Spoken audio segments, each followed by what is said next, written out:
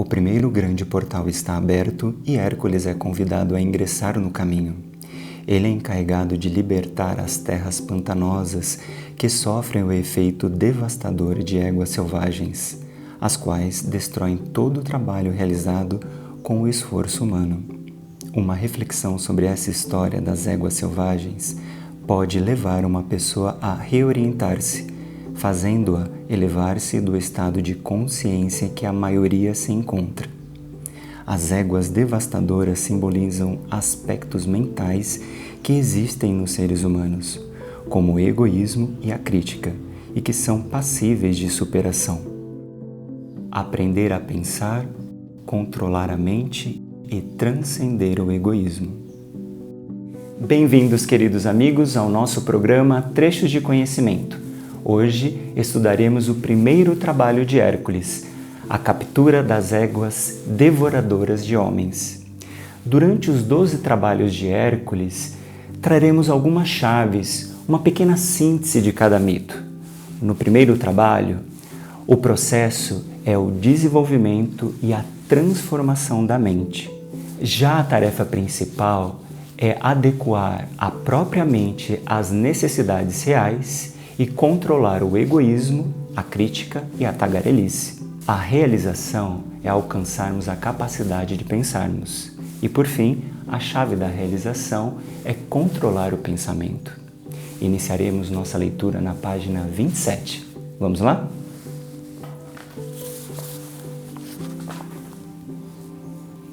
Diante da alma de Hércules, o primeiro grande portal está aberto. Desafiante, a voz do instrutor incita-o a seguir em frente, a que ingresse no caminho. Isso significa o início de uma série de encarnações sobre a Terra, após tantas outras de obscuridade em nível semiconsciente. Agora, um novo ciclo começa, com Hércules já desperto para a evolução. O herói precipita-se com coragem, sem esconder uma vaidosa confiança e a certeza de sair-se bem. Nas terras pantanosas além do portal, um estranho ser, temido por todos, exerce grande domínio. É perigoso caminhar por ali, uma vez que tal ser cria cavalos e éguas selvagens, extremamente violentos. Todos temem esses animais, porque dizimam o que vem pela frente, não poupando nem mesmo pessoas. Eles matam e destroem todo o trabalho realizado com o esforço humano.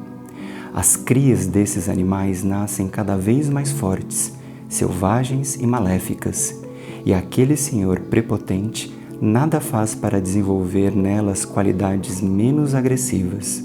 Quando Hércules inicia essa encarnação, primeira de uma série ainda caracterizada por graus elevados de ilusão, o instrutor encarrega-o de capturar as éguas e de pôr fim àqueles atos maléficos. A ordem que ele recebe é de libertar aquelas terras e os que nelas vivem. Hércules tem um amigo, até então inseparável, e conta com ele para ajudá-lo a realizar essa tarefa. De fato, o amigo fiel segue-lhe os passos por onde quer que vá, e juntos arquitetam um plano inteligente. Os animais, por mais fortes que sejam, não têm a inteligência do homem. Desse modo, acabam encurralando as éguas e, após laçá-las uma a uma, o herói festeja alegremente o sucesso alcançado. Chega então o momento de conduzi-las a um lugar onde se tornem inofensivas, libertando aquela região de tantas ameaças e desastres.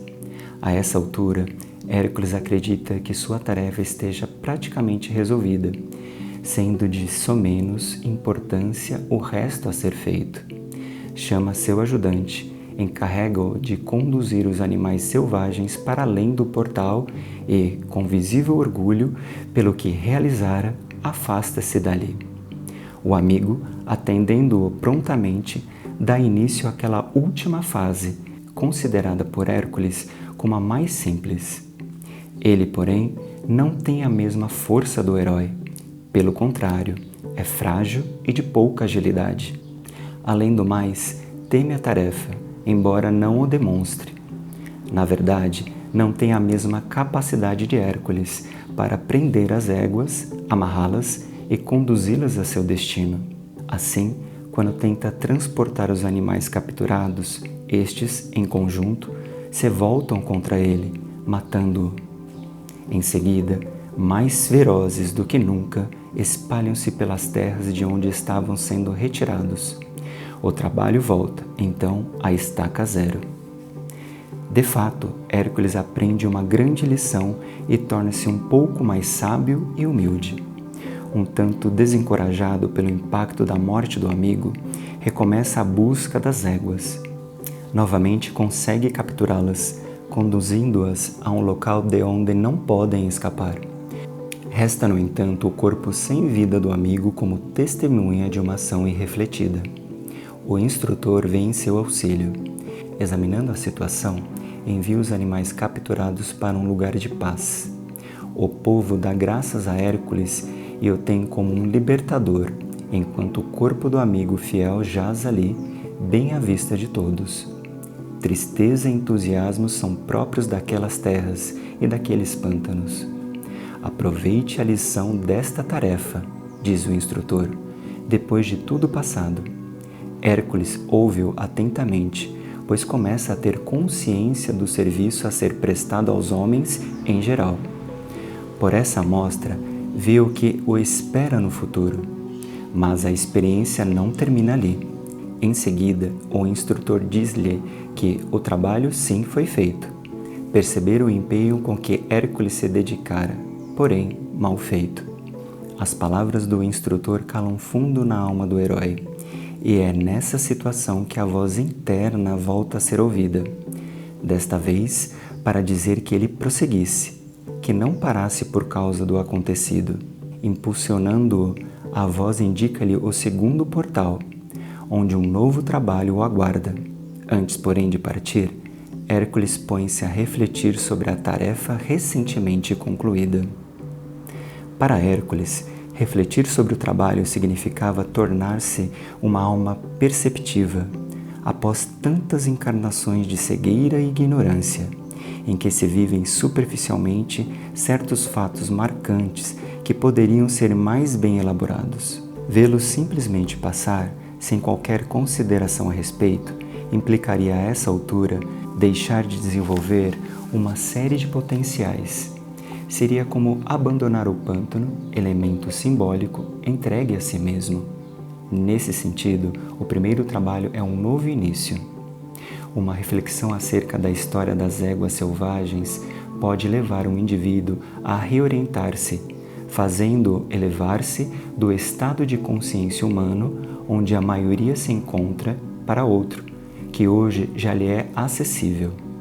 Essa história apresenta, pois, uma energia útil tanto para o mundo das formas, no qual estamos encarnados, como para o mundo sutil, onde temos nossas raízes e onde somos entes divinos, em termos de qualidade de energia.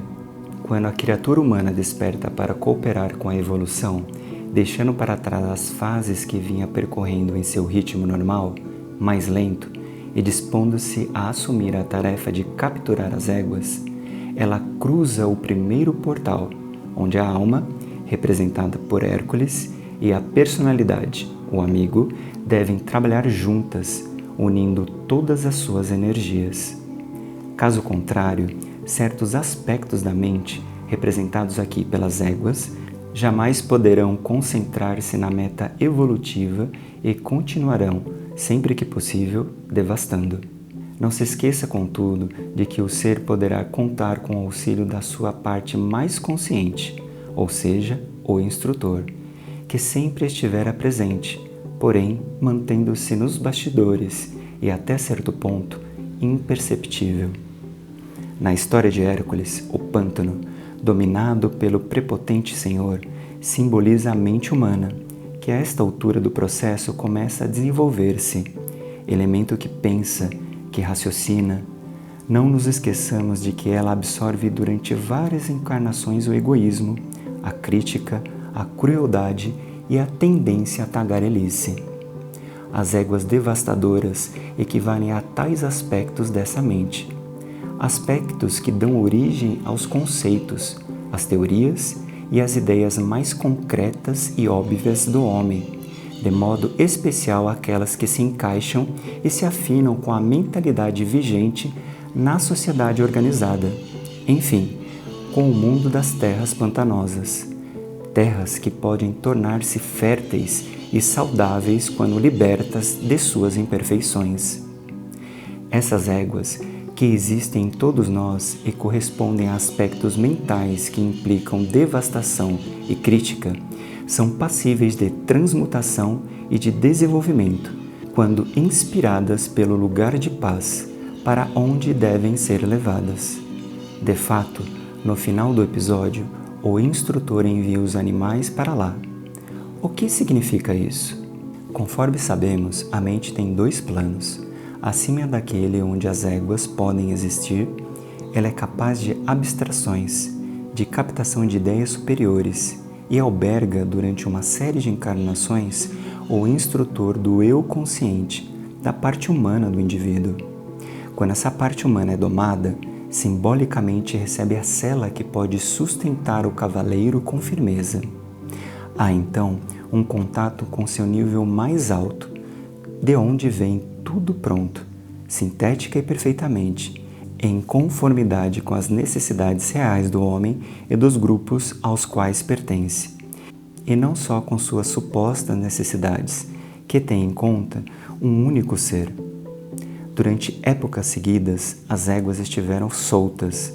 A mente foi cruel e devastadora por não ter ainda contato com o lugar pacífico que existe além dela, o da sabedoria. Ela levou o homem a devastar primeiro o seu próprio corpo físico com hábitos inadequados e depois a própria natureza terrestre. Levou-o a devastar seus relacionamentos por meio principalmente das éguas da tagarelice. Todavia, a mente superior, com sua visão conjunta, inclusive amorosa, é mais potente do que o poderio da separatividade e da crítica, simbolizado nessa primeira história pelo Senhor das Terras Pantanosas, mencionado no começo da descrição do trabalho. Esse Senhor equivale ao princípio mental humano, ainda não evoluído. Agora vamos à página 33. Durante a captura das éguas, assim como o herói, passamos por algumas crises bem típicas de determinado estágio evolutivo, como, por exemplo, o da superestima, quando Hércules se considera por demais importante para executar tarefas tidas como corriqueiras, como a de conduzir as éguas capturadas, acredita que pode transferir o encargo a alguém menos dotado do que ele. Mas o amigo que o acompanha, embora fiel, não se equipara com ele em competência. Esse amigo, até então inseparável, como vimos, é o eu pessoal. Outras partes do ser, com novas possibilidades, precisam agora incluir-se no processo. Hércules percebe, por meio dos acontecimentos, que ações sem a colaboração das energias da alma não são mais viáveis no seu estágio evolutivo. Assim, pouco a pouco, a mente desenvolve-se, aprendendo o que é necessário aprender. Bem, queridos amigos, ficamos hoje por aqui. No próximo programa, estudaremos o segundo trabalho de Hércules, o touro da Ilha Sagrada. Até lá!